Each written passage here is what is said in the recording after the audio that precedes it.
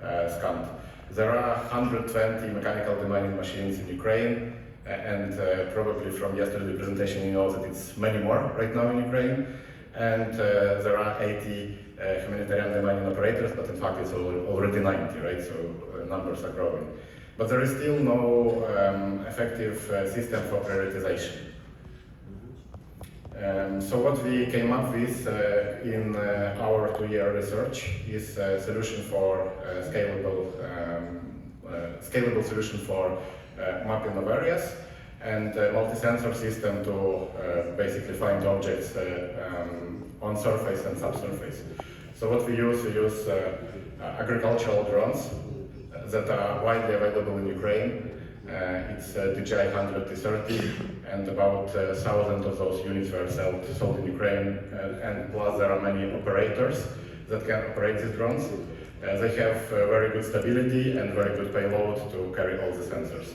And on top of this drone, we created our own hardware. So we use commercial magnetometers from Sensis, but we created extender equipment that helps to stabilize the work of magnetometer and put it as far as possible from the drone. And also we created our sensor fusion system that collects data in the real time and helps us to combine data from imagery, from visual imagery, and from magnetometer. So based on lab experiments, we have about 90% of detection rate in different scenarios. In real world, we are collecting data and trying to find proof use cases that would work, and I will talk about it later. So here you can see an example of a typical output. On one hand, we can find magnetic anomalies, and after filtering, we can pinpoint objects that are similar to landmines in the UXO we are searching for. And at the same time, we can collect very detailed data from visual imagery, because as we fly only 3.5 meters with a drone above the field, when using global shutter camera for RGB or for in future for also other specters, we can get as low as 0.10 centimeters per pixel. That helps us to detect even smaller objects.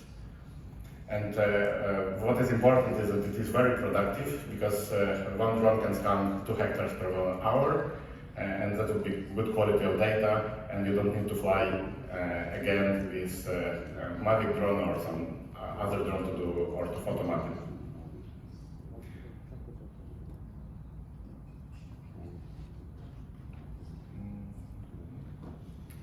So we did research in the last couple of years in different labs on different types of UXO, and good news is that for Ukrainian type of UXO that we find there, we can detect a very large part of them just by magnetometer. So we, for simplification purposes, decided to split this UXO and explosive remnants of war into classes. And if it comes to what we can find by magnetometer, that would be anti-personnel fragmentation mines, like for the 1072 or MON50, that are mostly common. We can detect metal anti-tank mines, mortar mines, all kinds of artillery, MLRS, and so on. And some cluster ammunition. Of course, it should be also fragmentation in order to find it. And what we cannot find is hand explosive. It's theoretically detectable by magnetometer, but it's too small to practically detect it on real world. We cannot detect anti-personnel fuse mines like PFM1 or PMN2. Those can be detected only by visual sensor, but practically it's difficult to detect them by magnetometers. And there is also one type of mine that unfortunately we cannot detect by magnetometer, that would be TM62P3. That is a common problem for different solutions. So it should be on surface in order to be detected. And so after 2 years of research, we finally got into implementation this year. I would like to tell you a bit more about our implementation project that we are running right now. So the project that we are running right now is a project financed by UNDP, and user there is the State Emergency Service of Ukraine. We have pleasure to work with State Emergency Service for the last 2.5 years, and we see that they really need such system for their operational efficiency. And so in this project, so it's not fully scientific project, as you can see, it's more like implementation, but we have 3 milestones.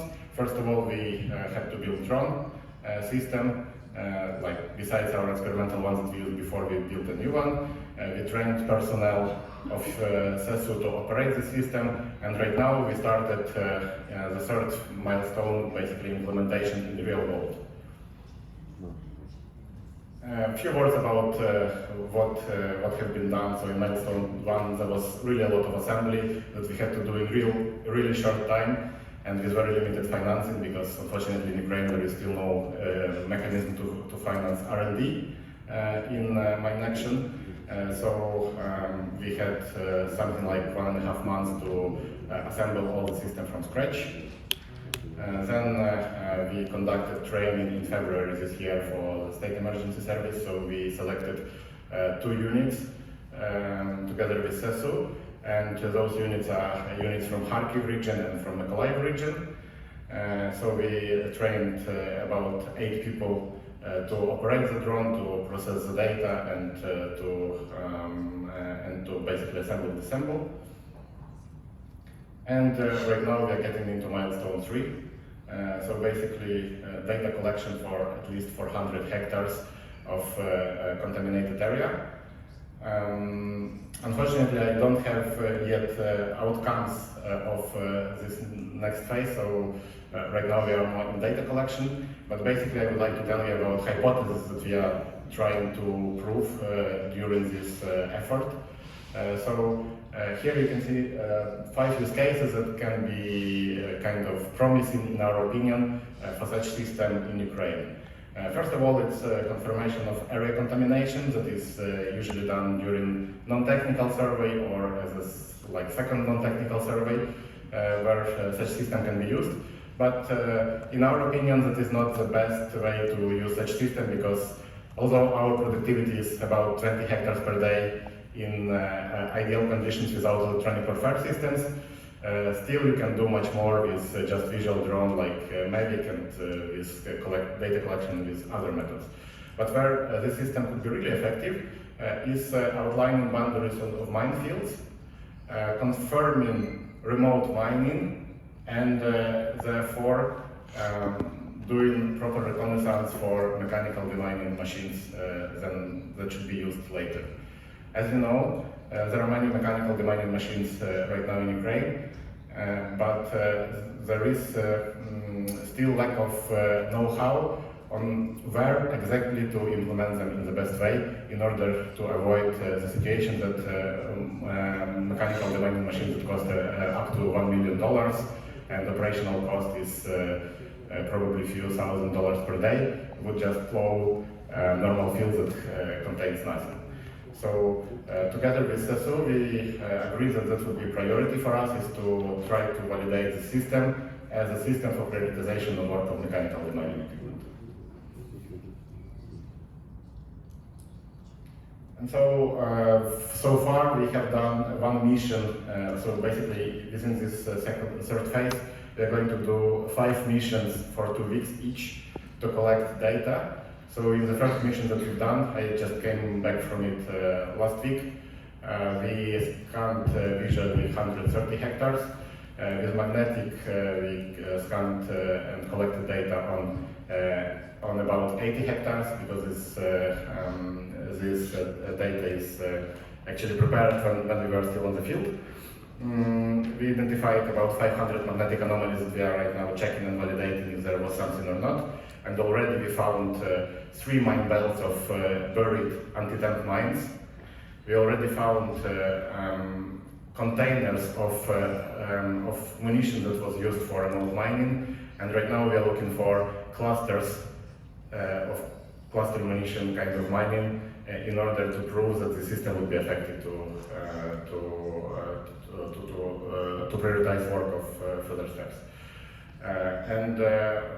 Unfortunately, working in real world is tough. We already lost 2 small drones, because we also parallelly used Mavics, because in Ukraine there is still ongoing war, and it's very difficult to have continuous operations when electronic warfare system starts, drones cannot fly.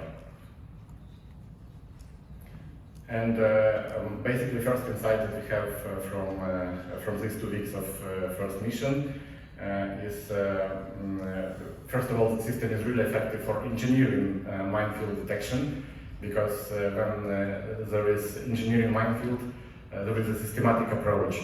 And if there is a systematic approach, you don't even need to prove visually what you found by magnetometer, because you would not find in normal field something very systematic if it's not engineering mining.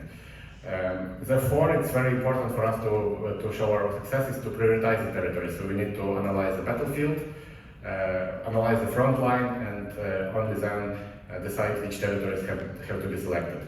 Right now we have selection out of 6,000 hectares that are planned for ZSU for this year, and we have really flexibility on which areas to select. What is also important is that we work together with technical inspection teams, and right now we are getting into a case that is really mutually beneficial, because technical inspection teams would need to prove, to validate the field that it has some contamination in order to justify mechanical demining machine usage. So if we help them find faster the evidence of mining, they would avoid spending a lot of time on fields with minesweepers, but they would rather put mechanical demining machine on the field. Therefore, right now we see that this cooperation could be very promising, and we are looking forward to get more data and get more validation to see how it works. And of course, as I said already, humanitarian demining in active war zones is tough, and we should keep this in mind. Maybe a few words just about high-level concepts. So what we are trying to achieve, long term, is basically have some kind of system in order to combine inspection and mechanical demining in order to drastically reduce the cost of demining. Because right now the non-technical survey is done on very high level, and like you have, as in this example, you have let's say 400 hectare field. Some of this field is already processed. It was demined either by sappers or by farmers. It is unfortunately very often the case in Ukraine. Then you have some suspected area that no contamination was confirmed, but farmers are afraid to go there. And usually it is for a reason. And then there is confirmed hazardous area, let's say 160 hectares. And based on current methodology, you need to go and demine all these 160 hectares. It is not efficient. So what we can do, we can narrow down. So first of all, we can in future, cancel or not cancel the suspected hazardous area. And if it comes to confirmed hazardous area, we can narrow down it drastically, as shown in this example, let's say from 160 hectares to 24 hectares. And this way, we can prioritize usage of mechanical demining equipment and go with cost drastically. Based on our calculation, right now mechanical demining in Ukraine costs about $3,500 per hectare.